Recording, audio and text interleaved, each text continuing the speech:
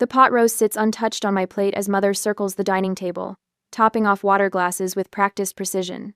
Sunday dinner at the Phillips household unfolds, with its usual choreography, crystal goblets catching light from the chandelier, the heirloom china gleaming against the dark wooden table that's witnessed 3 decades of family tensions, disguised as togetherness. Father checks his watch. Naomi should be here by now. You know your sister, Mother says, her eyes flicking toward me. Always running on her own schedule. I nod, not trusting my voice. Every Sunday since my promotion, I've shown up for these dinners, hoping something might change. That my parents might finally really see me without comparing me to their perfect younger daughter. The front door swings open, followed by the familiar click of heels on hardwood. Naomi sweeps in, wind-blown and laughing, her entire body projecting the carefree confidence that comes from never facing consequences. Sorry, I'm late. She tosses her purse onto the sideboard, narrowly missing Mother's prized crystal bowl. My stomach tightens when I notice what dangles from her finger. A key ring with a distinctive cobalt leather tag. My key ring. To my car. Father beams. Did the interview go well? Seemed to. Naomi drops into her chair. The manager said I had excellent qualifications. Of course you did, Mother says, serving her a generous portion. We're just glad you had reliable transportation today. The room tilts slightly. I set down my fork with deliberate care, the sterling silver making a soft clink against bone china. Did you take my car without asking me? My voice emerges low and measured, each word carefully placed. Naomi rolls her eyes, twirling the keys before tossing them beside her water glass. Oh, please. It's just sitting in your garage most days anyway. That's not an answer. Father's face hardens. Family helps family, Addison. Naomi needed to make a good impression today. My mind flashes to this morning reaching for my spare keys on the hook by the door, finding the peg empty. I'd assumed I'd misplaced them, never imagining someone would simply take them. You could have asked, I say. Mother's smile tightens. Honestly, darling, it's not as if you were using it. The familiar dismissal stings, but this time, beneath the sting lies something darker, a slow-burning fury I rarely allow myself to feel. 3 months ago, I stood in a boardroom wearing my best charcoal suit, presenting the culmination of 18 months of work. 8 men in similar suits stared back, skepticism gradually giving way to grudging respect as I walked them through the proposal. When the final signature hit the contract $3.5 million, I knew exactly what I would do with my commission. The dealership had called it midnight blue, though under certain light it seemed almost black. Leather seats that smelled like possibility. The salesman's surprise when I paid the down payment without hesitation, without a husband or father beside me to approve the purchase. First thing I've ever owned that wasn't used or discounted. I told Linda over celebratory drinks, showing her pictures of my new sedan. I earned every inch of it. Now Naomi studies her nails, oblivious to what she's taken. Not just a car, the physical proof that I've finally escaped the shadow of family expectations. I've been meaning to ask. Naomi says, cutting into her meat. Could I borrow it again next weekend? There's this networking event in Boulder and… No. The word emerges before I can soften it. Mother's fork pauses midway to her mouth. Addison, don't be selfish. There it is, the familiar pattern. Naomi takes. I sacrifice. My parents referee, always ruling in her favor. You have your own car, I say. That old thing? Come on, I'm trying to make connections here. Father sets down his napkin. Your sister is trying to get her career started. The least you could do is help. My career started with student loans and 2 jobs, without family connections or borrowed luxury. But saying so would only label me bitter, jealous of my sister's effortless charm. The story never changes, only the details. By the way, Naomi adds, spearing a carrot, some idiot in a parking lot scratched the passenger door. Nothing major. My phone buzzes in my pocket, then again, and again. I slip it out, breaking Mother's no phones at dinner rule, and feel my blood freeze. 6 notifications from colleagues. All variations of the same message. Beautiful car. When did your parents buy it? I open Instagram and there it is. Naomi posed beside my midnight blue sedan, manicured hand splayed across the hood, her smile wide and proud. The caption reads, Thanks Mom and Dad for the amazing gift. Blessed new car family support. 23 likes, 4 comments from mutual friends. Posted 2 hours ago. I set my phone on the table, screen up, so they can all see it. The room goes still. We need to talk about boundaries, I say, my voice steady despite the rage building behind my ribs. The time for sacrifice has ended. Father waves his hand dismissively at my phone screen. It's just a social media post, Addison. Don't be so sensitive. She just wants to feel successful like her big sister. Mother chimes in, dabbing her napkin at the corner of her mouth. Is that so terrible? I look at Naomi, waiting. Her shoulders rise and fall in a practiced shrug. I'll delete it if it's that big a deal, she says, not meeting my eyes. But everyone already saw it, so what's the point? The casualness in her voice makes my skin burn. I take a slow breath, keeping my tone even. Show me the scratch. What? On my car, the scratch you mentioned. I want to see it. 2 minutes later, we stand in the driveway. The scratch isn't just a scratch, it's a foot-long scrape with traces of red paint embedded in the midnight blue surface. Not from a parking lot. From a fire hydrant. You sideswiped a fire hydrant. The words taste like metal in my mouth. Were you texting while driving? Naomi's eyes dart toward the house where our parents wait. Does it matter? Insurance will cover it. My insurance. My premiums. Back inside, I scroll through my phone, heart pounding harder with each swipe. Not just one post. 5. Spanning 2 weeks. Naomi at a restaurant valet stand. Naomi at a country club. Naomi showing off her new car to friends outside an upscale bar. My mind flashes back to high school. Me at 17, opening the thin envelope from Stanford. Full academic scholarship. Mom glancing up briefly from preparing Naomi's sweet 16 party. That's nice, honey. Can you hang these streamers? 2 hours later, Dad rolling into the driveway with a red Volkswagen, keys dangling. Happy birthday, princess. Naomi squealing while I taped decorations for a party I wasn't invited to join. College years spent working the campus bookstore mornings, waiting tables, nights. Parents' contribution, $600 per semester for books. Meanwhile, Naomi cycling through 3 different universities, fully funded, before dropping out completely. College isn't for everyone, Mom said, patting Naomi's hand. My sweaters disappearing from my closet. My jewelry borrowed, never returned. My first apartment's spare key suddenly missing after Naomi stopped by to see the place. The pattern stretches back through decades, visible now with painful clarity. I place my phone face up on the table and stand. The dining room falls silent, as I rise to my full height, suddenly aware of how I tower over my seated family. This car, I say, my voice quieter than I expect, represents the first major purchase I made for myself, with money I earned, from a job I've worked 80-hour weeks to excel at. Mother's eyes fill with tears. Father's jaw clenches. I paid for my college. I paid for my apartment. I paid for every single thing I own. Each sentence lands like a footstep, advancing slowly across unstable ground. After the Miller contract closed, I chose that car because for once, I wanted something that wasn't secondhand, something that represented what I'd accomplished without anyone's help. Naomi examines her nails, but I catch the flicker of resentment in her eyes. And you took it, without asking, then lied about who bought it. Mother's tears spill over, transforming quickly to indignation. After all we've done for you, this is how you repay us? With accusations and ingratitude? My phone buzzes again. Jessica from accounting. Beautiful car in the post. When did your parents buy it? Must be nice having such generous support. Jessica, who witnessed me stay late every night for 18 months building the Miller proposal. Who brought me coffee during the final presentation. Who celebrated with cheap champagne when the contract finally closed. I think about my boss, Tom, walking me to the parking lot the day after I bought the car. His approving nod as he circled it. You earned every inch of that luxury, Phillips. Nobody handed you anything. At work, respect. Acknowledgement of effort. Recognition of achievement. At home, dismissal. Entitlement. Theft dressed as sharing. I reach for my purse with deliberate calm, slinging it over my shoulder. Don't walk away from this table, young lady. Father's voice carries the authority that once made me freeze. We're not finished discussing this. Actually, we are. I move toward the door. What are you going to do? Call the police on your own sister? Naomi challenges, leaning back in her chair with familiar confidence. The confidence of someone who's never faced consequences. I pause at the threshold, turning to face them one last time.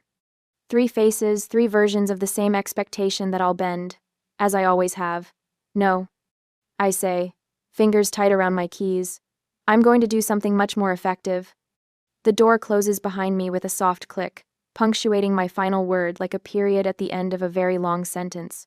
Later that night, my reflection catches in the window as I pace my downtown apartment. 8 steps from wall to wall, turn, repeat. Through the glass, 12 floors below, my midnight blue sedan sits in the parking lot, the scratch on its passenger door, visible even from this height, an ugly gash marring the perfect finish. I stop mid-stride, hands balled into fists at my sides. The memory of Naomi tossing my keys onto the dining table burns fresh in my mind. Her casual disregard, my parents' dismissive defense, a family choreography I've danced to my entire life. My desk stands in stark contrast to my restless movement, meticulously organized, each item in its assigned place. Award plaques line the back edge. Regional sales leader, 3 years running. The framed photo of me shaking hands with the CEO after closing the Westridge account. The crystal paperweight commemorating my 5-year anniversary with the company. Achievements earned through persistence, strategy, and sacrifice. Unlike that car. Unlike anything my sister has ever possessed. I stop at the window, press my fingertips against the cool glass, and stare at the vehicle below. The realization blooms slowly. Then, with sudden clarity, I've been approaching this all wrong. If my family refuses to respect my boundaries, perhaps the solution isn't trying to make them understand. Perhaps the solution is to remove the opportunity entirely. I smile for the first time since that terrible dinner. Monday morning, the office buzzes with the start of week energy I normally find invigorating. Today, each good morning feels like an intrusion as I stride toward my corner office, coffee in hand, briefcase containing the proposal I spent half the night perfecting. Addison. Jessica waves from the break room. That car your parents got for your sister is gorgeous. My husband's been looking at the same model. My smile freezes in place. Thanks. 2 steps later, Mark from accounting. Saw your sister's post. Nice ride. Your folks must be proud of her new job. She hasn't started yet, I say, the words clipped. By the time I reach my office, I've fielded 4 more comments. Each one stokes the ember of rage burning in my chest. I close my door with more force than necessary, the blinds rattling against the glass. My assistant Carl knocks tentatively. You have that budget meeting with Mr. Crawford at 10. He pauses, studies my face. Everything okay? I straighten my shoulders. Schedule an additional 30 minutes. Tell him I have a proposal that will benefit the company. Will do. His expression shifts from concern to curiosity. Anything else? Clear my afternoon, and find out who handles our corporate vehicle fleet. At precisely 10 o'clock, I sit across from Howard Crawford, CFO of Neurotech Solutions. I've spent 3 years earning his respect through consistent results and fiscal responsibility. Today, I'll leverage that capital. I slide the folder across his desk. Before we discuss the quarterly numbers, I'd like to propose a solution to our client transportation costs. His eyebrows rise slightly, but he opens the folder. I've laid out the numbers with precise clarity. Current mileage reimbursement costs for sales directors over the past year, maintenance costs for company-owned vehicles, tax benefits of asset depreciation, client impression value metrics. You're suggesting we add a dedicated executive vehicle? Crawford flips through the pages, his expression thoughtful. For client meetings and corporate events, I keep my voice steady, professional. We currently spend an average of $1,245 monthly on reimbursements for the sales team alone. A dedicated vehicle would reduce that by 30%, while providing consistent branding opportunities. He studies the final page, a photograph of my midnight blue sedan with a mock-up of the company logo subtly positioned on the door. And you happen to know of an available vehicle that meets our specifications. I do. I meet his gaze directly. Mine. Crawford leans back, a smile tugging at his mouth. I wondered when you'd make this kind of move, Phillips. Sir? You've always been strategic. He taps the folder.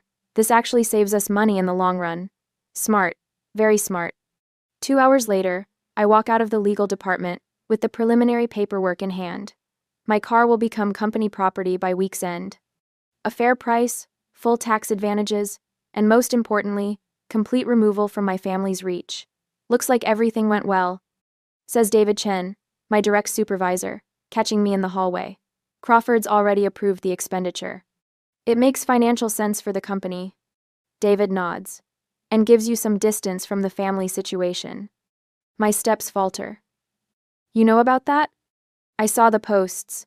His expression remains neutral. Not my business, but if this helps, you have my full support. By Wednesday, the company mechanic has removed the scratch from the passenger door, the expense absorbed as routine maintenance. Carl has rescheduled client meetings to accommodate the transition, and the legal department has drafted the final agreement. I stand in the underground parking garage beside Walter Jeffries, the company attorney, as he reviews the documents. Insurance transfers effective immediately. Walter checks items off his list. Corporate plates will arrive next week. The reserved parking space is already marked. Sure enough, a sign now reads, "Reserved for client relations," in the prime spot near the elevator. The midnight blue sedan sits beneath it, freshly washed and detailed, a small magnetic company logo now adorning both front doors. You're sure about this? Walter asks, handing me the final paper to sign. Once it's company property, you can't just take it back. I'm sure. The pen feels substantial in my hand as I sign my name with a decisive flourish. That evening, Linda arrives at my apartment, balancing a bottle of wine and takeout containers from our favorite Italian restaurant. To corporate assets, she says, raising her glass after I've explained everything. Most creative boundary setting I've ever witnessed. I clink my glass against hers. To problems solved. What will you tell them? She dishes pasta onto our plates, the rich aroma of garlic and basil filling my kitchen. I twirl spaghetti around my fork, considering the truth, that I no longer own the car. And when they realize what you've done, the anger that's fueled me for days settles into something cooler, more permanent. Then they'll learn what happens when they mistake my generosity for weakness. From my dining table, through the window, I can just make out the roof of the sedan in the building's lot below. No longer mine, yet more securely mine than ever before. Sometimes protection requires sacrifice, but for once, I'm not the only one paying the price. On Sunday that week, the late afternoon sun throws long shadows across the driveway as I pull into my parents' house in my old crossover SUV. The vehicle feels comfortably familiar after 2 weeks of not driving it, the worn leather seat molding to my body like an old friend. I pause before cutting the engine, savoring the anticipation of what's to come. When I push open the front door, 3 heads swivel in unison. Naomi stands in the entryway, her expression shifting from boredom to confusion.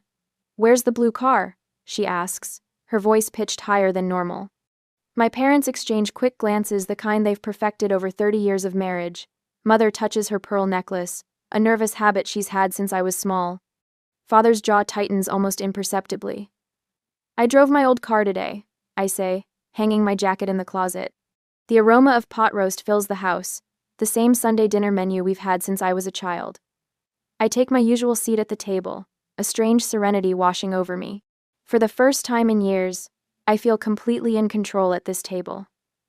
Mother serves dinner with mechanical precision, her smile tight around the edges. No one speaks until Father clears his throat. "We've been thinking about your situation, dear," Mother says, carefully arranging her napkin across her lap. Father sets down his fork, his voice dropping into what I've always called his corporate tone, the one he uses when he believes his word is final. "Naomi needs reliable transportation for her job search. The economy is brutal right now," Naomi adds, her voice softening. "Every impression counts." I take a bite of carrots, chewing slowly. They've rehearsed this. I recognize the familiar choreography, Mother opening with apparent concern, Father delivering the verdict, Naomi following with her practiced vulnerability. "We thought perhaps you could add Naomi to your insurance," Mother continues, "just for when the car is sitting there anyway. You work from home 3 days a week," Father reminds me. "It makes sense for the family." Naomi leans forward, eyes wide and earnest. "I'll be more careful this time, I swear. That scratch was totally not my fault." I continue eating quietly, surprising myself with my appetite. The roast is perfect tonight, tender and flavorful. Mother always did know how to cook a good meal. When the plates are cleared and dessert is served, apple pie with vanilla ice cream, they're still waiting for my answer. The silence stretches between us, punctuated only by the soft clink of spoons against plates. Father shifts in his chair. Mother refills water glasses that don't need refilling. Naomi's foot taps a nervous rhythm under the table. I take another bite of pie, letting the sweetness linger on my tongue. For the first time all evening, I smile genuinely. That won't be possible. Mother sets down the water pitcher. What do you mean? I dab my mouth with my napkin. I don't own that car anymore. The words fall into a moment of absolute silence. Mother's hand flies to her mouth. You sold your new car already? Another impulsive decision. Father's voice rises with an edge of triumph, as if my actions have just proven everything he's ever thought about me. I shake my head once, calmly. I transferred it to my company. It's a corporate asset now. The silence that follows feels thick enough to touch. You can't just do that.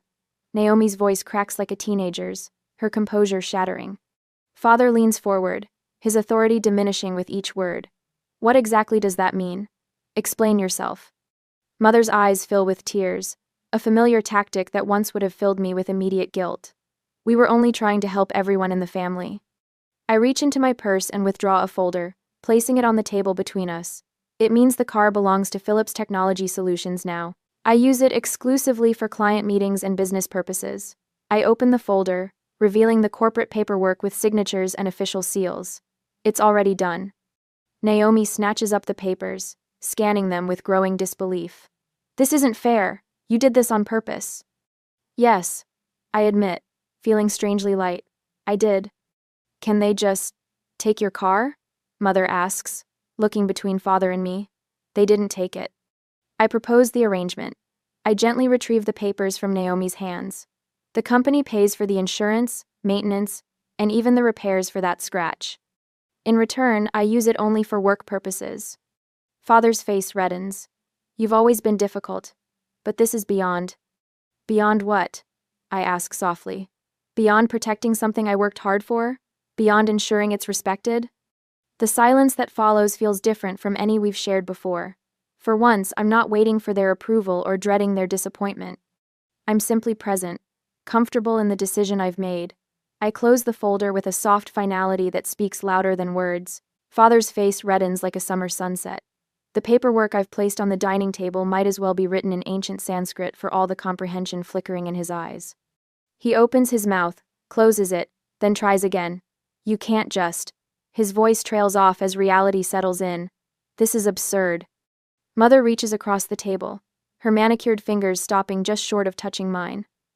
Addison, after all the sacrifices we made for you, your father worked overtime for years to put you through college. I nearly laugh at the creative rewriting of history. $600 per semester. Mother, that's what you contributed. I have the bank statements. Well, we would have done more if we could, she insists, her voice taking on that wounded tone that once would have sent me scrambling to apologize. Naomi shoves her chair back with enough force to rattle the crystal. You've always been selfish, always keeping score, always holding on to things. Would you like me to keep score now? My voice remains steady, surprising even myself. The textbooks I bought you for 3 semesters before you dropped out of business school. The rent I covered when you were between opportunities last year. The security deposit on your apartment that you never paid back. The room falls silent, except for the ticking of the grandfather clock in the hallway. You had opportunities I never got, Naomi says finally, but her voice lacks conviction. 5 jobs in 2 years, Naomi. I kept track. Not because I wanted to hold it against you, but because I kept hoping one would stick. I turned to my parents. And you two enabled every failure. Every time she quit because a manager was mean, or the hours were too demanding, you comforted her instead of encouraging perseverance. Mother's lips press into a thin line. Not everyone is built like you, Addison. No, but everyone deserves the chance to build themselves. You never gave her that chance. Father recovers enough to seize control. This isn't about Naomi's employment history. It's about patterns, I counter. The pattern where I work and Naomi takes. The pattern where my achievements become family property, while my struggles remain solo journeys. I stand up, feeling oddly calm despite the hurricane of emotions swirling inside me. This car was my achievement, earned through years of hard work. 18 months of preparation for that contract. Nights and weekends sacrificed. 3 competing firms trying to undercut me at every turn. I tap the company paperwork. Now the vehicle belongs to my company. It's used exclusively for client meetings and business purposes. The corporate logo will be added next week, and the company insurance took effect yesterday. I look directly at Naomi. Even if I wanted to let you drive it now, I legally cannot. It's not mine to lend.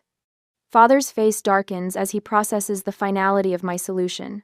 If this is how you treat family, perhaps you should reconsider your place in this family's future.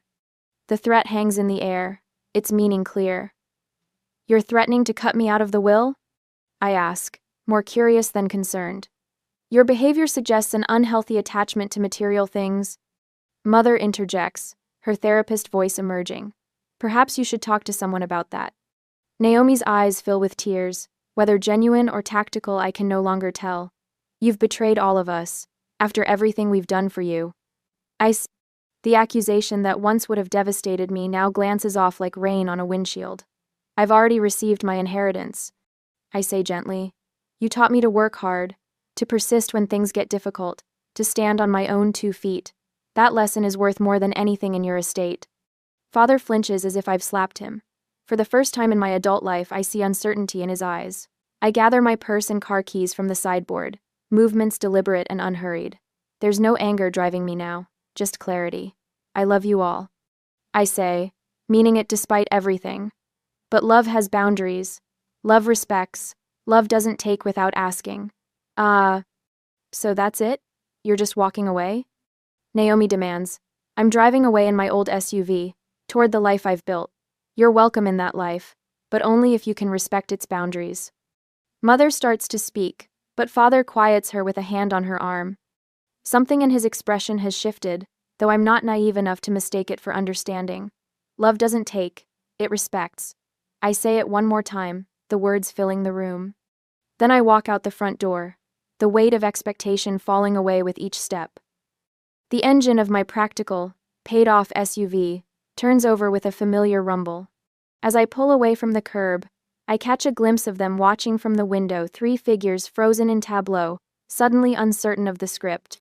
For the first time in 32 years, I'm writing my own. Morning sun catches the edge of my new executive vice president nameplate as I arrange the framed photo on my desk. 6 months since that Sunday dinner, and the world has rearranged itself around the word no, I finally learned to say. Through my office window, I spot the midnight blue sedan in the company parking lot, now emblazoned with our logo and featured prominently in our spring marketing campaign. The scratch has long since vanished, erased like old habits. Still admiring your handiwork? My assistant pokes her head in, gesturing toward the bulletin board where my promotion announcement hangs. The quarterly reports are ready whenever you are. I nod, running my finger along the silver frame holding a photo of me beside the car, surrounded by clients after closing the Henderson deal. Just thinking about distance traveled. Later, steam rises between Linda and me at our weekly coffee meetup. She stirs her latte, careful not to disturb the foam art. So, your mom texted again? Just checking in. No guilt trips this time. I sip from my mug, no longer bracing for the familiar tension her name once triggered. Baby steps. And your dad? Radio silence mostly, but he signed the Christmas card himself instead of letting mom handle it. Progress, I guess. Linda squeezes my hand. Small victories. Jenna told me Naomi finally stuck with a job past the 90-day mark. The words emerge without their usual bitter aftertaste. Some tech startup downtown. Good for her, Linda says, watching my face for signs of the old hurt. I shrug. Mom asked if we could have dinner, just the 2 of us. I'm considering it. The evening brings warmth and laughter to my apartment as colleagues gather around my dining table. Crystal glasses clink against china plates I bought myself last month. No heirlooms, no history, just mine. To the new product line, Jessica raises her glass, and to Addison, who somehow convinced that dinosaur of a CFO to invest in innovation. Conversation flows easily, without the undercurrents I grew up navigating. When someone asks about my family, I find myself answering honestly. We're finding new ways to connect, on my terms this time. The following Tuesday, Sarah hovers in my doorway, her expression mirroring my younger self. They're saying I don't have enough experience for the Portland presentation. I motion her inside. Close the door. But I developed the entire proposal. She says, voice strained. Your achievements belong to you, I tell her, remembering every stolen credit, every dismissed accomplishment. Never apologize for that. When she leaves, I draft a company-wide memo proposing our new achievement recognition program. My fingers tap against keys, building something that matters. The sunset paints Denver's skyline orange and gold as I drive the company car toward the Westfield meeting. In the rearview mirror, I catch glimpses of who I was 6 months ago. Hunched shoulders, careful words, always yielding. The steering wheel feels solid beneath my hands. The leather seats still smell faintly new, despite countless client meetings and company functions. The passenger door gleams flawlessly in the fading light. I slow at a red light, watching pedestrians cross a woman about my age, laughing into her phone, an older man with a briefcase, 2 teenagers sharing earbuds, all of them unaware how something breaks in men's at once. Success isn't what you own, I realize, accelerating as the light changes. It's owning your boundaries. Some prices are too high even for family, but some lessons are worth every penny. I'm organizing the stack of mail on my desk when I spot an envelope from Bellamy Gardens, the most exclusive wedding venue in town. Strange. I don't remember receiving anything from them before. I slide my finger under the flap and pull out a neatly folded contract, the elegant letterhead catching the morning light streaming through my apartment window. My coffee cup freezes halfway to my lips as I scan the document. There it is, my signature at the bottom of a contract, authorizing payments totaling $76,000 for my sister Destiny's wedding. Except it isn't my signature. Not really. The loops are too round, the slant too steep. It's a good imitation, but I'd know my own handwriting anywhere. The room spins slightly as realization crashes over me. This is Destiny's handiwork. Those distinctive curls at the end of each letter. The way she dots her I's slightly to the right. She's forged my name. On a contract for $76,000. My fingers go numb. The coffee cup slips, shatters against the hardwood floor. Dark liquid splashes across my bare feet, but I barely feel it.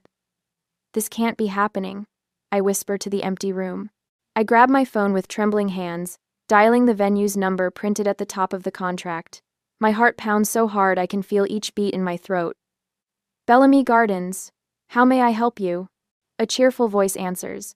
This is Andy Collins. I manage, my voice unnaturally high. I'm calling about a wedding contract for Destiny Collins. Oh, Miss Collins. Yes, we're so excited about your sister's special day. Everyone here is talking about your generous gift. It's not often we see such a beautiful gesture between siblings. The first tear slides down my cheek before I can stop it. My generous gift. The one I never agreed to. The one I explicitly refused. Thank you. I choke out before hanging up. I sink into my chair, memories flooding back unbidden. 16-year-old me working double shifts at the ice cream shop while Destiny lounged by the community pool. My graduation money borrowed for her spring break trip to Cancun. The countless loans that disappeared into the black hole of her wants and needs. You're the responsible one, Mom would say, as if it were a compliment rather than a life sentence. Destiny's just finding herself. 2 months ago, at Sunday dinner, when Destiny flashed her enormous engagement ring, and Dad looked at me expectantly. We were thinking, he'd said, refilling his wine glass. Since you've got that promotion coming, you could help give your sister the wedding she deserves. I'd felt everyone's eyes on me, waiting. My hands had trembled beneath the table as I found my voice. I can't afford that, I'd said, the words barely audible. I'm still paying off my student loans. The silence that followed had been deafening. Mom's disappointed sigh. Dad's furrowed brow, Destiny's pout. Family takes care of family. Andy.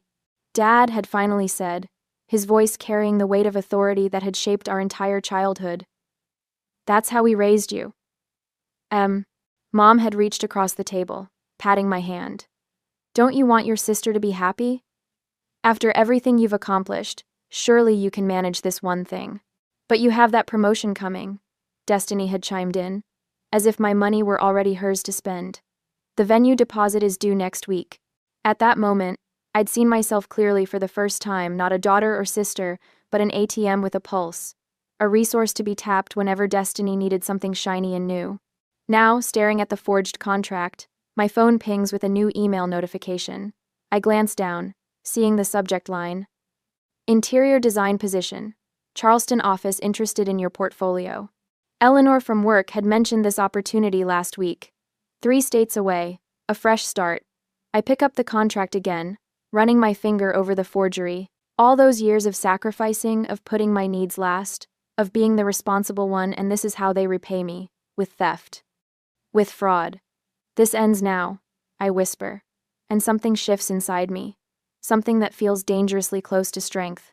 Sleep refuses to come that same night. At 3 a.m, my laptop screen illuminates my face as I search through years of emails. My fingers feel numb, disconnected from my body as I type wedding into the search bar. The results populate my screen. There, buried among wedding spam and Pinterest notifications, I find it an email thread between Mom, Dad, and Destiny from 2 months ago. The subject line reads, Andy's contribution. My stomach knots as I click. She'll give in eventually. Mom wrote, she always does. Remember how she insisted she wouldn't pay for Destiny's car repairs last year? Within a week, she wrote the check. Destiny's reply appears below. If not, we'll figure something out. She's got the credit for it. A wave of nausea washes over me. They weren't just asking for my help, they were planning to take it regardless of my answer. They've been manipulating me for years. I whisper to my empty apartment. I open a new spreadsheet and title it, Family Loans. With methodical precision, I scroll through bank statements, credit card bills, and old emails. Each entry represents a promise broken, a debt unpaid. The summer I worked double shifts to lend Destiny money for her trip to Cancun. The graduation gift from Grandma that disappeared into Mom's temporary need. Dad's business venture that required just a small investment. By sunrise, the spreadsheet contains dozens of entries spanning nearly a decade. The total at the bottom glares back at me. $42,387. And now, a $76,000 wedding venue on top of it all. I rub my eyes, burning from exhaustion and tears I refuse to shed. The Christmas memory surfaces unbidden Destiny's pleading voice, as she borrowed my credit card for just one small gift for Mom. The January statement showed $3. 0-inch charges from designer boutiques. My phone buzzes at 9 that morning. A text from Destiny. Just saw the bridal suite at Bellamy. It's amazing. I'm thinking we should upgrade the flower package too. Only an extra $4 Kelvin. Thoughts? Attached is a photo of her posing in a plush room, champagne glass raised, her fiancé nowhere in sight. I don't respond. 20 minutes later, Mom calls.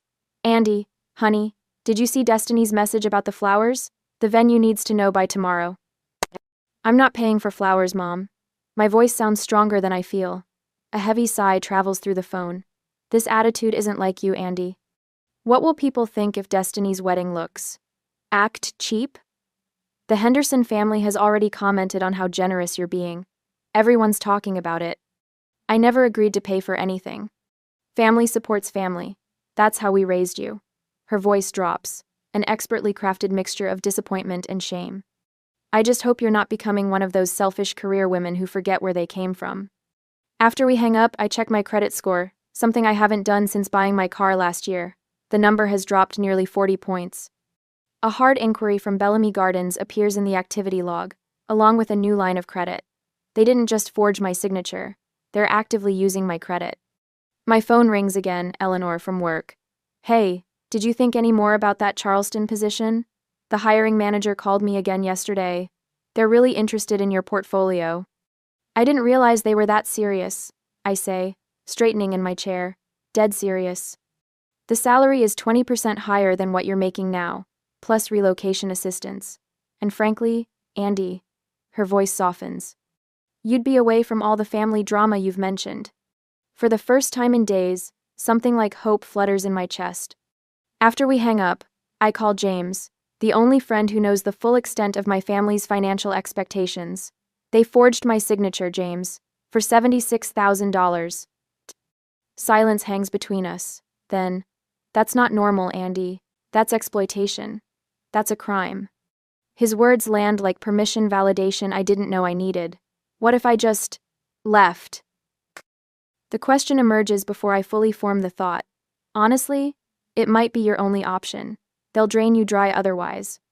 Later, I sit at my kitchen table, updating my resume while Mom sends increasingly frequent texts about wedding details. My hands shake as I type, but not from fear. From something that feels dangerously close to possibility. The interview is scheduled for Monday next week during my lunch break. While my family thinks I'm reviewing fabric swatches, I'll be interviewing for a job 3 states away. Thank you for the recommendation. I tell Eleanor when I see her in the break room the next morning. You've earned it. She squeezes my shoulder. Your designs are exceptional. Charleston would be lucky to have you. For the first time in weeks, I smile. Really smile. I picture a life where my paycheck belongs to me, where no one has access to my credit cards, where family gatherings don't end with my bank account lighter. My phone buzzes with a text from Mom. Destiny added monogrammed napkins to the reception. Only $3 per guest. We're at 300 now. Will you call the venue to approve? I silence the phone and slide it into my desk drawer. Then I open my calendar and block Thursday lunch for important personal business. 3 states might not be far enough, but it's a start. Sunday dinner at my parents' house feels like walking into a trap. Before I even hang up my coat, Aunt Mabel corners me with a teary-eyed hug. You sweet, generous girl, she says, patting my cheek. Funding Destiny's entire wedding. Your mother told everyone. My stomach twists. I think there's been a misunderstanding. Andy, Mom swoops in, linking her arm through mine. The Hendersons were just asking about the venue. Come tell them how you insisted on Bellamy Gardens. The living room buzzes with relatives and family friends, all smiling at me with approval I haven't earned and don't want. Dad stands by the fireplace, holding court. My daughter Andy wouldn't hear of anything less than the best, he boasts to his golf buddies. She said Destiny deserves a perfect day. Words I never said, a generosity I never offered. Destiny flutters between groups, the center of attention in a pale pink dress. She catches my eye across the room and bounces over, something large cradled in her arms. Look what arrived today. She thrusts an elaborate floral arrangement at me. Crystal teardrops hang from silver-dusted roses. Sample centerpieces, only 12 per table, and we need 30 tables minimum. I told them you said the sky's the limit. 30 tables? My voice comes out strangled. How many people are you inviting? Mom appears with her leather-bound planner. We're at 300 now. That feels right for our family, don't you think? 300 guests at a venue I never agreed to pay for. My head pounds. The final guest count is due next week, Destiny continues, oblivious to my expression. Oh, and the planner needs your credit card for the deposit on the ice sculpture. The room spins slightly. I mumble something about needing air and escape to the back porch.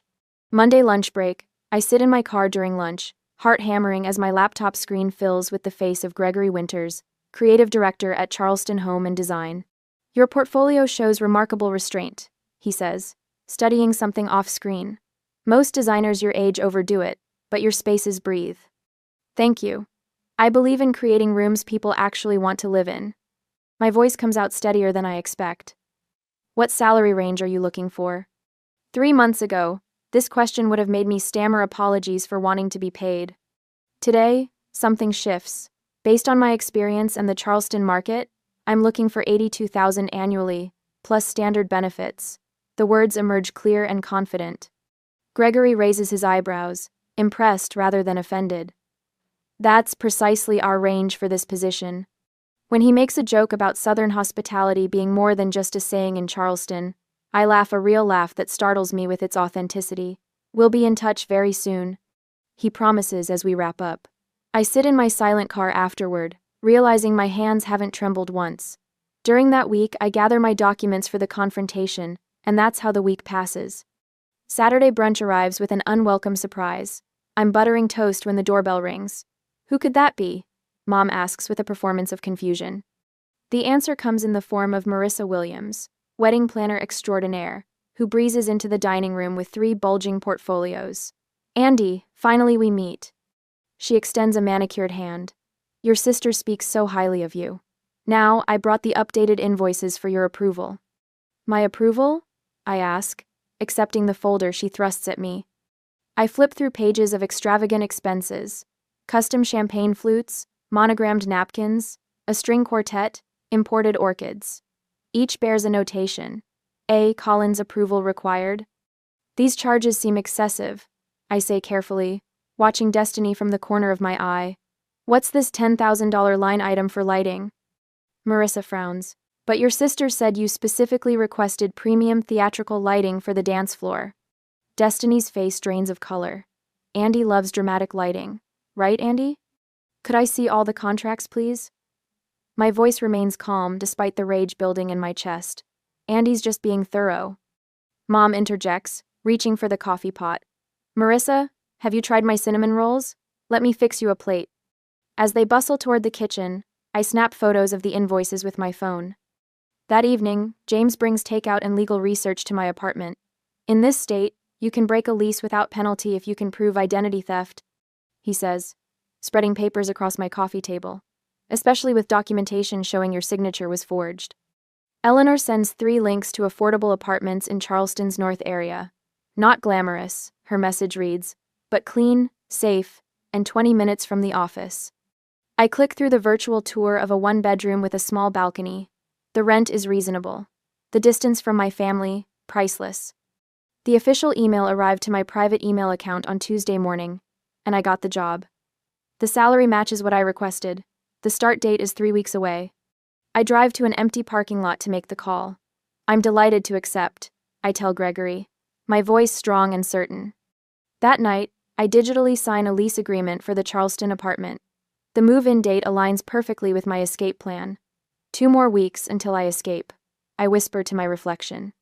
Standing in my apartment on Friday night, I survey what I've built through years of hard work. The vintage desk I refinished myself, the watercolor I splurged on after my first promotion, the bookshelf filled with design references. On my dresser sits a photo from my design school graduation. I'm beaming, proud and hopeful, unaware of how my family would use that hope against me. Tears slide down my cheeks, but they feel different, cleansing rather than broken. I deserve to keep what I've earned, I say aloud to the empty room. The weekend becomes a strategic operation. I record Mom discussing Andy's contribution to the wedding. I organize bank statements showing unusual charges. I document every text where I explicitly refuse to pay. Monday morning, I call a moving company. We need to schedule for a specific time. I explain. The 14th, around noon. We can do that, the scheduler confirms. Any particular reason for the precise timing? Yes, I say, drafting an email to the Bellamy Gardens venue, explaining the signature forgery. My family will be at a cake tasting. The moving day arrives with perfect weather. From my window, I watch Mom's SUV pull away with Dad, Destiny, and the wedding planner inside. My phone vibrates continuously with Destiny's messages about fondant options.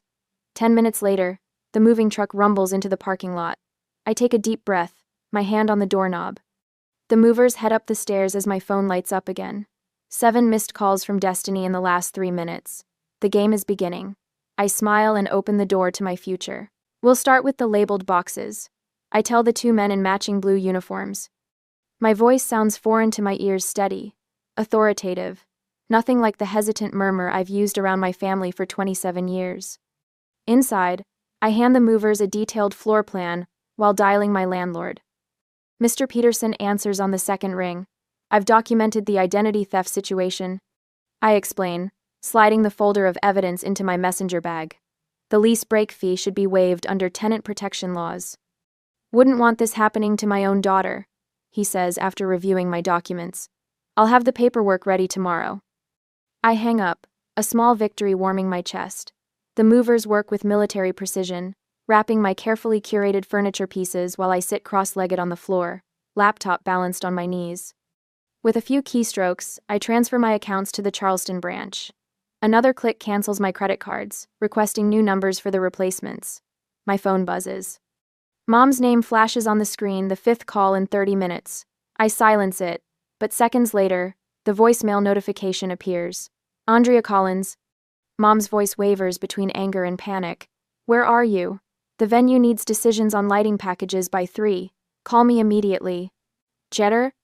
3 more voicemails follow in quick succession. I play each one, recording them as evidence, as the movers empty my bedroom. My phone pings with a text from Destiny. What the hell, Andy? The venue says you haven't confirmed anything.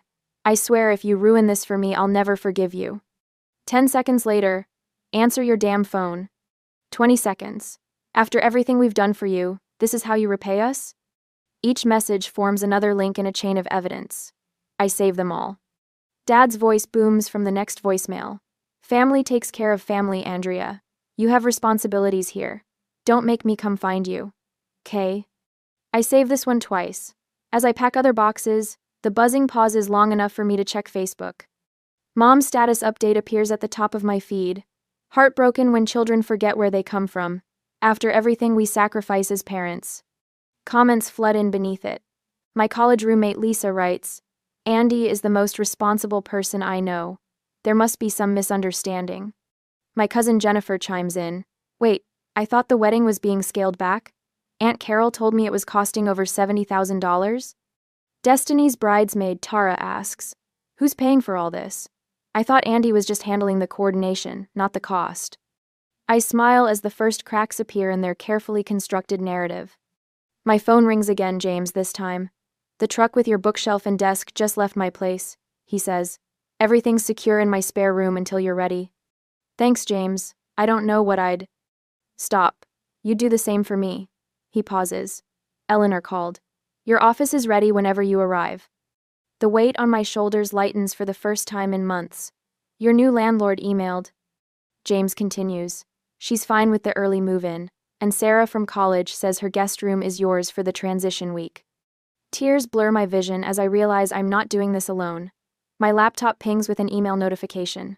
The wedding venue's logo appears in the subject line. Urgent. Payment deadline notice. I open it, reading the polite but firm reminder that the next installment of $22,000 is due in 3 days or the reservation will be canceled. My phone buzzes with a text from my mother's friend who works at the catering company. Your mom asked me to extend the deposit deadline again. I can't keep doing this, Andy. Business is business. Another notification, a message from Destiny's future mother-in-law. Andy, as parents, we are concerned about the wedding finances. Could we discuss this before Sunday's dinner? My stomach flips as I realize how quickly their house of cards is collapsing. Later, while the movers load the last of my belongings, a text from Destiny's roommate pops up. Just for your information. Destiny's crying in her room about possibly having to cancel the florist and photographer. I take a deep breath as I prepare to walk out of my apartment for the last time. My gaze catches on the lone coffee mug I've left behind, the one that shattered the morning I discovered the forged contract. I've glued it back together, leaving visible cracks running through the ceramic. It sits on the counter with a note. Some things, once broken, can never be the same. Have you ever had to walk away from a situation to protect yourself? What gave you the courage? 4 days after moving, the text messages arrive like a swarm of hornets. 23 in the first hour after Mom discovers my empty apartment. 37 more by nightfall. How could you abandon your family? Mom writes. Dad's voice crackles through my voicemail. There could be legal consequences for backing out now, Andy. Think about what you're doing. I place my phone on the coffee table of my new Charleston apartment, watching it vibrate with incoming calls. The late afternoon sun casts long shadows across the hardwood floors. I've been here exactly 4 days, and already it feels more like home than any place I've lived before. Aunt Meredith calls next. Your mother is hysterical, dear. Everyone's so confused about what's happening with the wedding. Can't you just come to your senses? I let her message play to completion, noting how easily my relatives have been enlisted as reinforcements. The calendar on my kitchen wall shows the wedding date circled in red. 1 week from today. My phone lights up with Destiny's name. Against my better judgment, I answer. You selfish, ungrateful witch, she hisses. After everything we've done for you. Everything you've done for me? I repeat, my voice steady in a way that surprises me. Pay for the wedding or you're dead to me, she says. Simple as that. That's your choice to make. I end the call before she can respond. My laptop screen glows as I open my email. The document I've spent weeks preparing is attached, ready to send. I click on it one last time, reviewing each element. Formal letter to Bellamy Gardens explaining the forged signature. Handwriting analysis report highlighting the differences between my signature and the forgery. Audio file of Destiny telling her maid of honor, I signed Andy's name as a favor, to push things along. I press send. Within the hour, my phone rings with an unfamiliar number. The venue manager's voice is professionally restrained, but I hear the underlying tension. Miss Collins, we've received your email. This is highly unusual. We'll need to speak with your sister and parents immediately. I understand, I say. I've also notified my lawyer to contact the credit bureaus. The contract was signed without my consent or knowledge.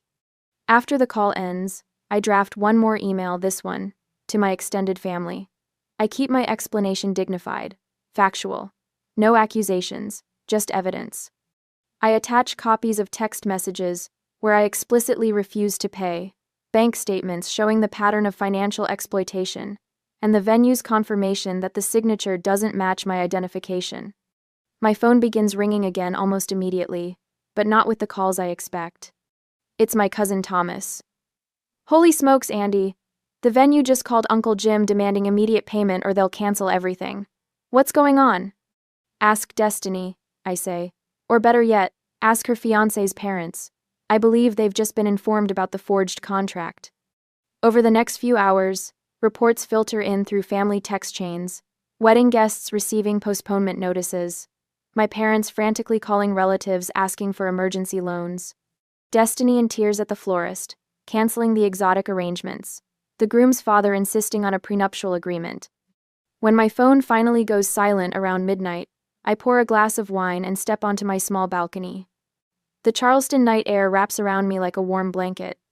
For the first time in years, my shoulders aren't tight with tension. When I call Destiny the next morning, she answers on the first ring. Come to apologize? Her voice is rough from crying. No, I say, the word clean and simple on my tongue. I forgive you, but I won't forget. You've ruined everything. I've started over, I correct her.